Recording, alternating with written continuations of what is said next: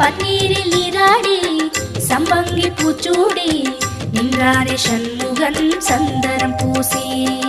ஓம் சரவண குஹ சரவண ஓம் சரவண குஹ சரவண. பன்னீரில் நீராடி சம்பங்கி பூச்சூடி நின்றாரே சண்முகன் சந்தனம் பூசி. தங்கரதமாடி வரும் வள்ளல் முகம் கோடி பெறும்.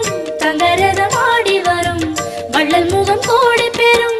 வள்ளல் கரத்தாலே வாழ்வு வரும். குஹன் என்றாலே சுகம் என்றாகும். குஹன் என்றாலே சுகம் என்றாகும். பழனி மலையில் பழகும் உறவில் பாசம் பிறக்கும்.